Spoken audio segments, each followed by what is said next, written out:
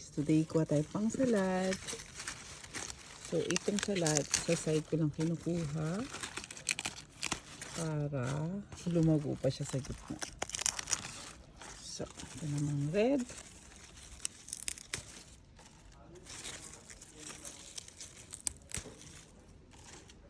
For today lang to. Ito naman other variety. Para lagi siyang fresh. So, pag summer talagang hindi na kami wow! Look, kasi hindi ako nagpe-fertilizer. Merong suso. Alis dyan.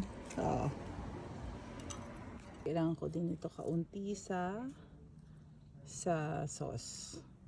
Ito guys, kailangan lagi nyo inaani para dumire-diretso siya. So, para tumubo siya ulit. Huwag nyo papabulaklakin. Yan. So, punta tayo sa kamatisan.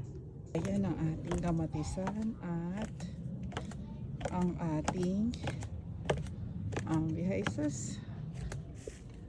Kamatisan at pipino. So, kuha tayo ng kamatis.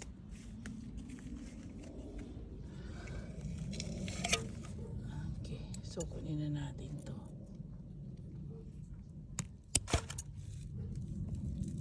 Ito rin hinugin. Ayun, ang daming pipino. Ito na to.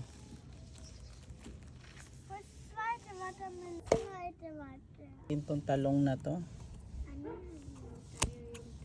Para lumaki yung iba.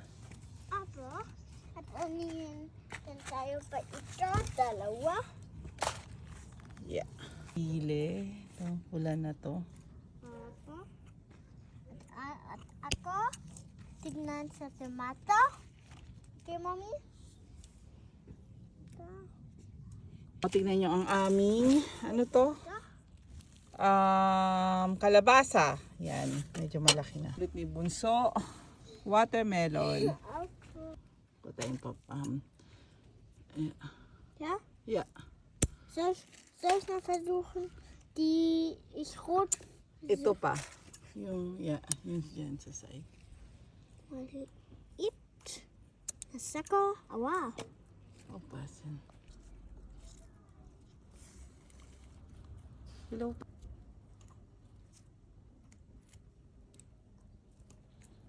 Yeah. So, ulit. Ito ang mga naani namin. Nagsasalad kami today ni Iliana Mouse. Ayan. At ito yung talong. Kuha tayong parsley, kaunti. Supa. Isahin natin ang ani natin. So, we have small talong, pipino,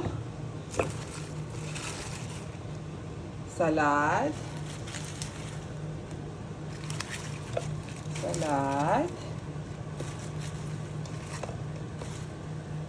parsley,